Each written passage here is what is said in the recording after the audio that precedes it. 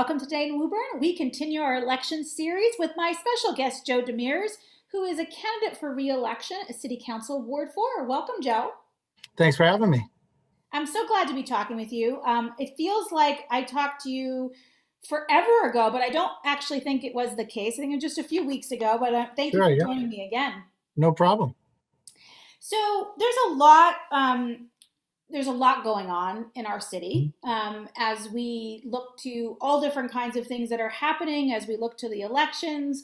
Why don't we just start with sort of your motivation for continuing to serve on city council? It's a big time commitment. We know you're very busy.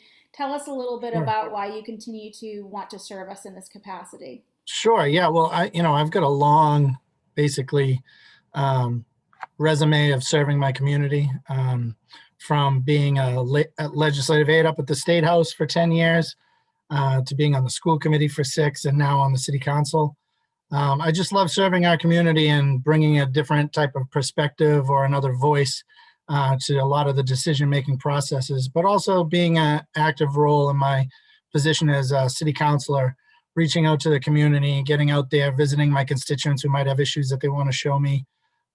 And from that, I thrive off of that type of work. I just love doing it. For me, it's not work, it's service. I don't do it for myself, I do it for others, because, it is a time commitment, but I enjoy doing it and being part of moving Woburn forward and planning for the future. I thank you for and all the folks who have served us. It is a huge time commitment, and we're so lucky to have people who not only do the work but make themselves available Mhm. for chats like this, but also for residents as well. And I don't take that for granted. That is not the case in every community, and I think Mhm. we're very fortunate we do have this situation. One of the things, Joe, is we've started to go back to having some events again Sure. as a city. We've got the big Halloween parade coming up, which I Mhm. know all of us are super excited about. I'm like, already planning my snacks. Sure. I can't wait. What are some of the things that you've attended recently and that you've enjoyed being a part of again? Yeah, so there's been numerous community events that have kind of made its way back. One recently, it kind of coincides with an organization that's done a lot for our community with regards to substance use disorder, would be the Justin's Voice Golf Tournament. That was unfortunately postponed last year, and it was great seeing everybody back out for that to help raise money to make sure that those in need of services, it doesn't come down to a dollar amount, that we can get them access. And I thank the Lucchese family and all their family and friends for the great work that they do on that. I know that I missed it, but I'll give them a plug. Two local events that just occurred. One was a dedication of the 9/11 Memorial at the Lions Park. I thought that was great by the Cub Scout group over at the Joyce. And then a young lady or a student put together a Horn Pond cleanup day on Monday. Unfortunately, I was out of town. I couldn't attend, but That yeah, was no, Rachel Shapiro. She's Rachel, it was great. wonderful. I reached out via email back to her parents because her parents had emailed me with the flyer, said anything I can do in the future to help her out, I'd be more than willing to, because that's exactly the type of service inclined opportunities we want to see our students getting involved in at I such an was early not age, a able. way to give back. I love that. I wasn't able to attend on Monday, which made me very sad. It was like the one time I had a Mhm. work meeting on Monday. Sure. Rachel's a little doll. She's actually been on the show before. Hmm. She did a triathlon thing or bike ride. It was a Oh, great. PNC bike ride, is what it Sure. was, raising money for cancer research. So she's Yeah. a great example of our community stepping up and doing things. And I'm sure she and the whole community are grateful for recognizing that. Right. And I love it. of course, two of my favorite events that we have as a community, you've already mentioned one of them was the Halloween parade. But then it was also great to see Woburn come together in the fall here for a fall version of Flag Day, because that really is our town day where we get a sense of pride coming all together, enjoying ourselves. It was a great community event, great family event. They had some great music going on down there. So, and the fireworks after having a few years off from those were great to see. So slowly getting back to a sense of normalcy, but we've got some more work to do until we get back to where we were before COVID hit. I'm glad you mentioned the fireworks. That was really fun. I actually came back early from where I was out of town because I wanted to, Yeah, be able to little live diff- that tradition. a little different look out there in the fall, but I'm sure everybody's looking forward to next June for Flag Day. You know, I got to tell you, the benefit of doing the fall is it gets dark earlier. So True. I feel like I wasn't as There's tired a lot, watching the a lot, a fireworks. lot more folks were able to stay down there with their kids to watch it. So it was a great event and Yeah. another example of our community adapting during difficult times. Absolutely. You know, as an older person, city councilor, you're, I'm sure, invited to so many things, and there's so many things that happen. How do you Sure. balance and figure out what you're able to spend time on? What are the Right. things that So are most what I attractive? try to do is if it's really a one-off event where you really don't expect it to be an annual thing, I try to get to those as much as I can, just based, the interesting thing about city councilor is I've campaigned and heard, a lot of people think that it's a full-time position and it's not. We all have our own jobs. And this is something that when we come home from work, we're dealing with a lot. So it's difficult to get to a lot of, a lot of daytime events, a lot of one-off events. But I try to do as many annual events as I can. And then, some years you might have to go to one and then the next year you'll go to another if there's a scheduling conflict or you can't make it. I also like to spend a lot of time with my family, and my sister and brother-in-law and my nephew live in Goffstown, New Hampshire. So I try to get up there a lot. He's my godson. So I try to see them a lot on the weekends. So, I'm sure most people can respect that I'm very family and friend oriented, and then I do my best to show my face. But I know I'm not the type of I guess you could call it a photo op city councilor. I like getting the work done, and I don't need to be in the photos to take the credit or to be seen everywhere. Well, we really appreciate that you make yourself available and are doing it. And it is true. This is a tough position. Where everyone is doing this on a part-time basis because they want to serve their community and have work and life and all kinds of things that they're balancing. So really, Sure. really appreciate that. And I mean, just to give you an example, it might be part-time, but it's really how you make the job. I was in Aruba a few weeks ago and I was answering emails from constituents that needed help. First of all, I'm jealous. That needed Second of help right all, away. thank you for answering emails from So Aruba. it really is, it's been, something that I've really always wanted to do is serve the community, and, just a simple email response over a morning cup of coffee never hurt anybody. It's really an important point that you're making, which is this isn't just, I work a certain number of hours. Things come up Right. all the time. People need to be reaching out. And it is one of the things that makes it special in our community that folks like yourself make yourself Sure. available and such. One of the things that I want to talk a little bit about is Ward Four. So let's talk about Sure. Ward Four itself. What are Mhm. some of the unique challenges and opportunities that you're excited to address in the next term? Well, many people might think of Ward 4 as a standard sleepy neighborhood ward. However, we're right across 95. We have the Main Street corridor, Central Square, and then also it extends all the way down to Woburn Center. So while I have a wider range of tenant issues, neighborhood issues, we have rat issues that we're dealing with along the highway. Neighbors are clamoring to see actual movement on sound barriers, which I've been involved in city of Woburn government for a long time, especially with a relationship working with the councilors as a legislative aide.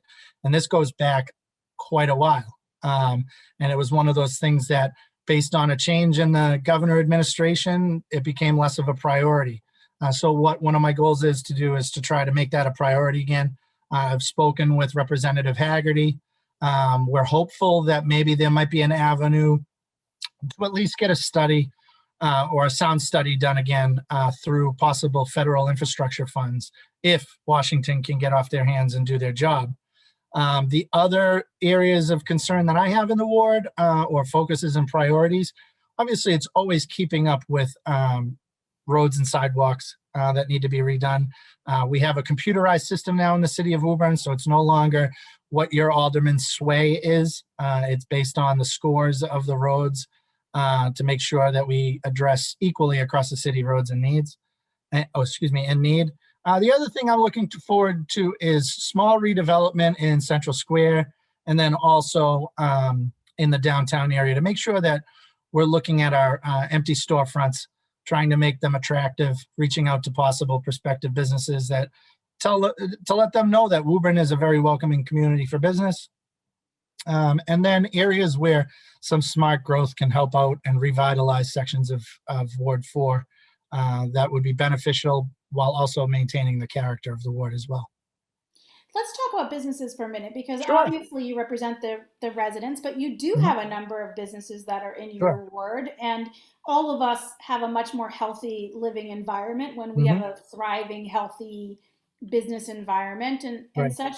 What are some of the things that, and when you look back, we have done this last year to help, and what are some new things that you hope we'll be able to do? Right. So I think one of the big things that the Commonwealth has let a lot of their businesses down during the COVID pandemic. Granted, there were federal funds that were available and grants, but they really didn't do enough, in my opinion, to make sure that small businesses that were forced by a mandate to close were taken care of, or at least guided towards a rebound that brought them back at least to 75% of the success rate of their business before. We're not talking about Walmart or Target here. We're talking about mom and pop shops, the sub shops, the tailors, the barber shops, the small restaurants, and so forth. Any type of business that is generally under 10 full-time employees or less, especially in our downtown area. I think one of my goals is to reach out to them and hear how we can make our government a little bit easier for them to navigate, more streamlined. Is there some sort of permitting process that might be arcane that we need to revisit? I know our licensing commission does their very best, but sometimes our hands are tied. So reaching out and listening to those businesses. I have a really good relationship with Chris Kissel, the director of the Woburn Business Association, which is now the Woburn Chamber of Commerce. So I'm ready and willing to help out whenever I can, but really focusing on our small businesses here in Woburn, because they are the lifeblood of our local economy.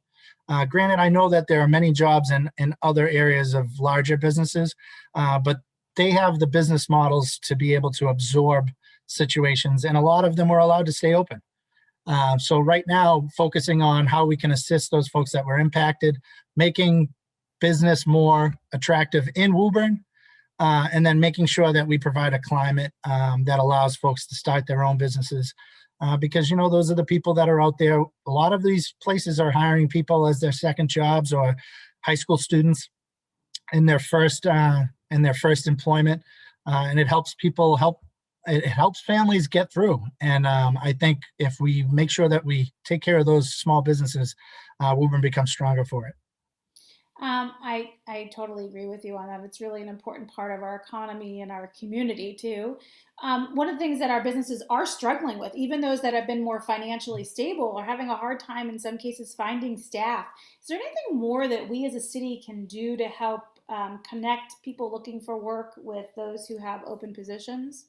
Sure. So I think one of the great tools we have is we have a lot of career-oriented resources out there through the state.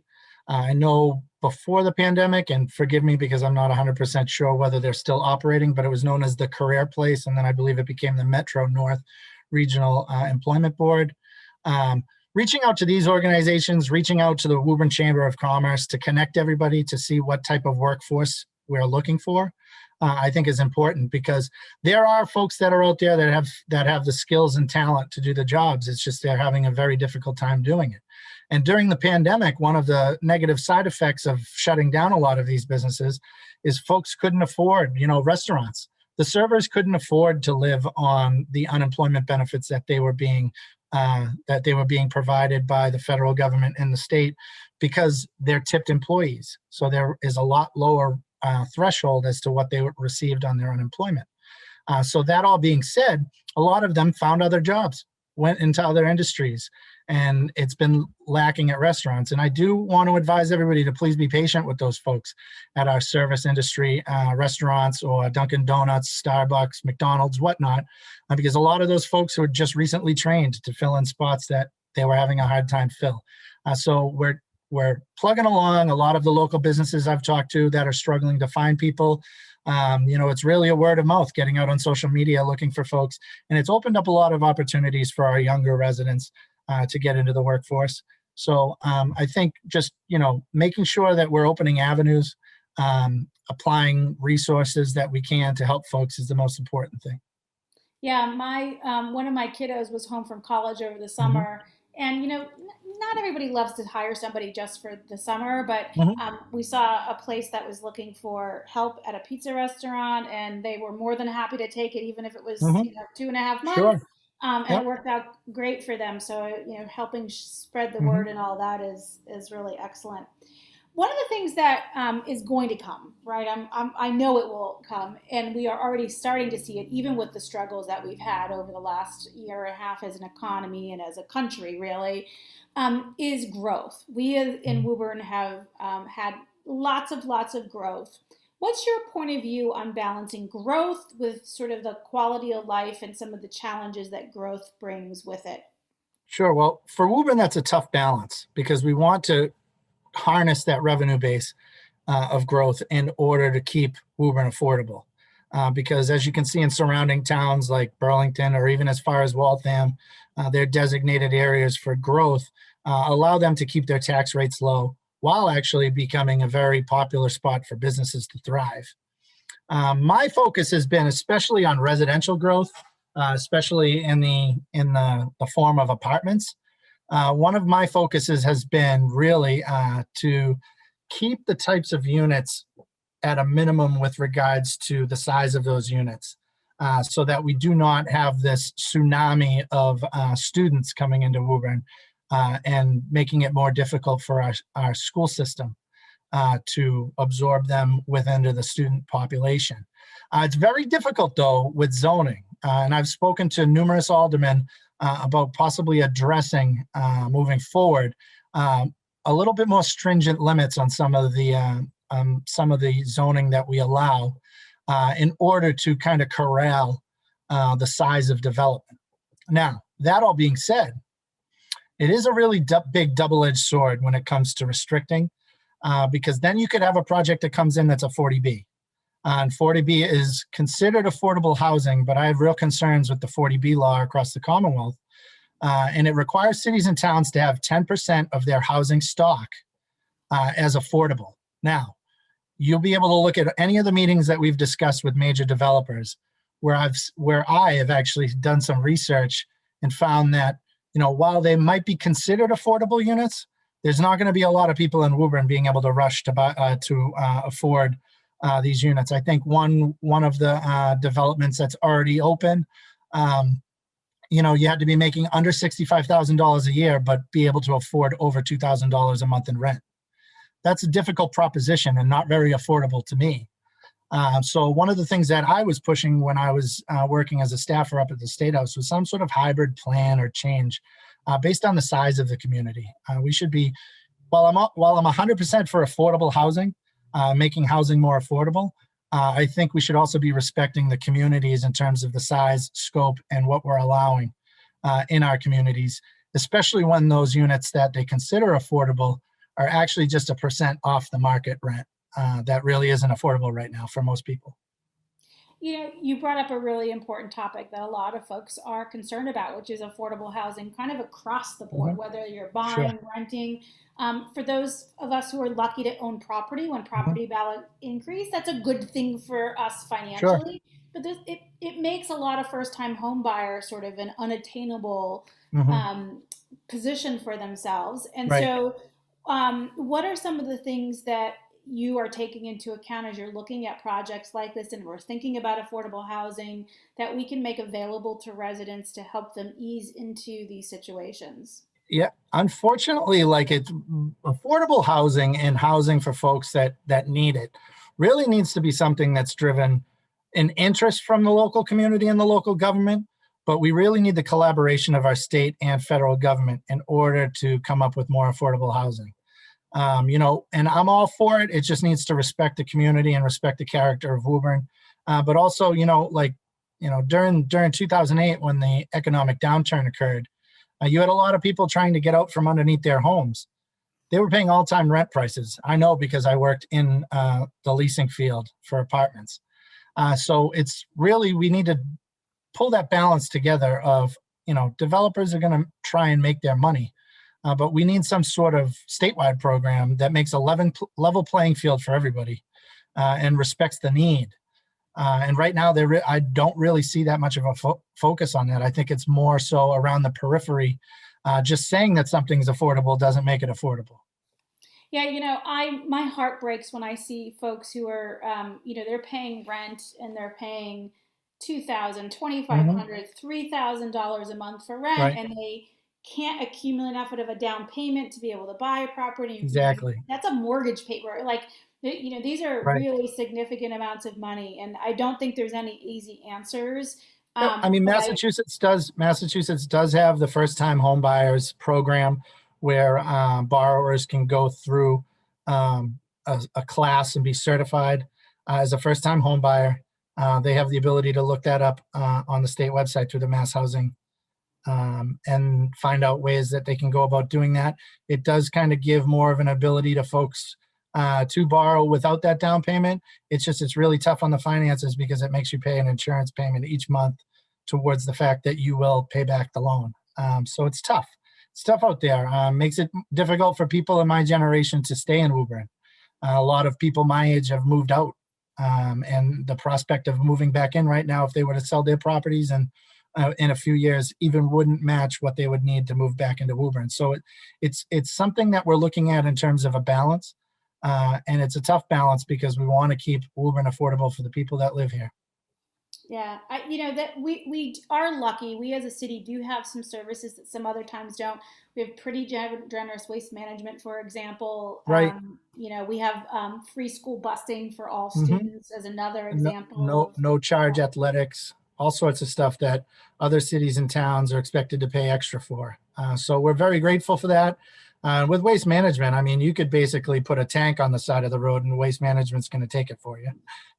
So, I mean, it's a great thing. Speaking of that, I've recently spoken with the mayor about possible ideas on how we can address our rat issues with more availability for some provisions through waste management to get, big size trash barrels, especially for houses with multiple units, so that we secure our trash a little bit better. One of the reasons why the rat issue is here is a little bit of his overdevelopment, but then also, giving them a food source. So making sure that our trash is more secure, more tidy, leading up to trash day, I think will go a long way. Obviously, that's something in the infancy of discussions, but I'm hopeful that we can kind of think outside the box. Maybe get either barrels provided through our next waste management contract, or just making them affordable for residents to come and purchase those, so that we have receptacles that everybody's guaranteed to make sure that those, our trash is secure and we don't give rats a food source. Yeah, that's a really good point. I'm glad that you brought that up. I think, we just actually moved all of our barrels except for recycling, which we Hmm. kept plastic to metal barrels. Hmm. We're finding things we're getting into, even the really thick hard Sure. plastic in our case, and they'd had a lot of years on them. It was time Hmm. to Of replace course. them, but being able, part of being contained is to be able to do that. It's good groundskeeping. It's Hmm. a whole bunch of things, and so the more education we get Yep. out there, And so. the education and awareness that we get out there, hopefully it makes it a team effort across town, so that, it's going to take everybody to do it, because if you have one area that isn't and the next area that is, and the rats are just going to go to the area that people aren't taking care of their trash problems. So. Yeah. So you now have me like squirmy and itchy thinking about rats. So I know that wasn't your intention, but I can't help No, no, myself. it's just and then this is a prime example of something that might seem very minor, can become an issue, and it's something that's on my list of things to get done, or a list to at least find ways that we can try and address it or remediate the problem. Yeah. I'm so glad that you are looking out for that. That's a really important one. We hear a lot about that, and it Mhm. is really, really As hard. do I. Yeah, I'm sure you have more phone calls about that than I do. Yep.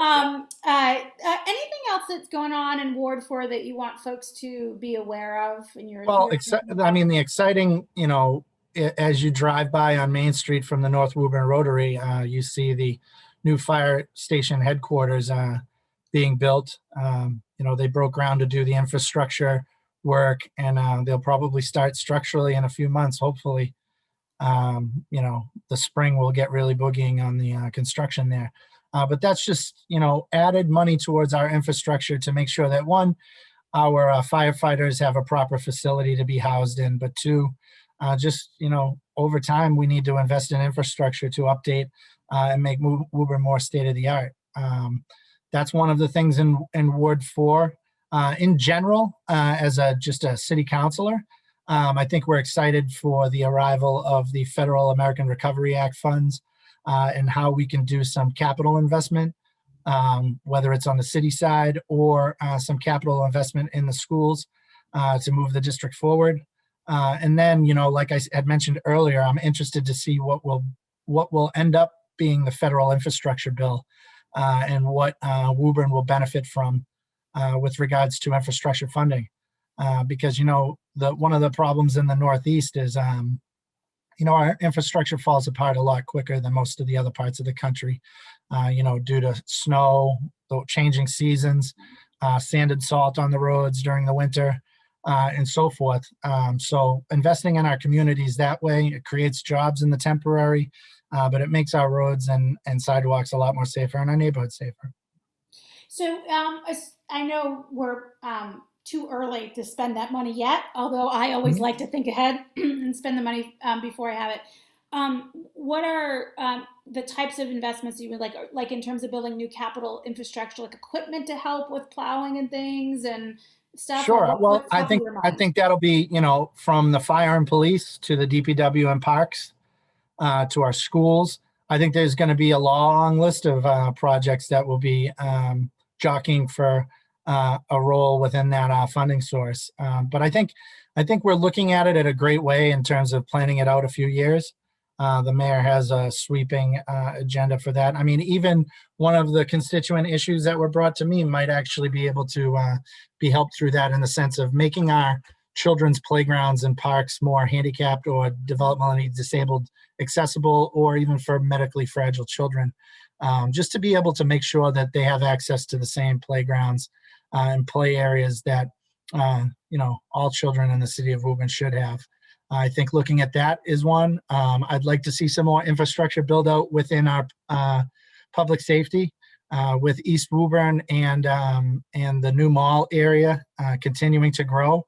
I think we need to have a frank discussion on our public safety infrastructure to make sure that we're giving our police and fire the tools that they need to make sure that they can keep doing what they're doing, not impacting their ability to do their job in a negative way, and giving them the resources that are necessary to make sure that everybody's going to be safe in the city of Woburn. It's one thing to feel safe, but when you talk to the folks on the front lines, per se, of the fire department and the police, they have some really good ideas for enhancing our public safety infrastructure. And I know myself and Alderman at Large Ferrulo have talked at end about ways that we can start, a working group to moving forward to making sure that everybody's voice is heard and that we put the best foot forward.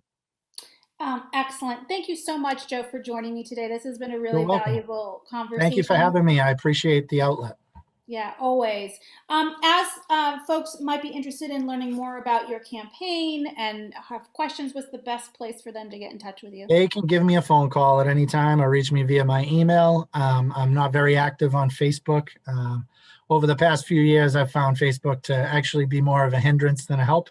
But anybody that will ever tell you that I'm very responsive, and I'll be more than willing to take a phone call.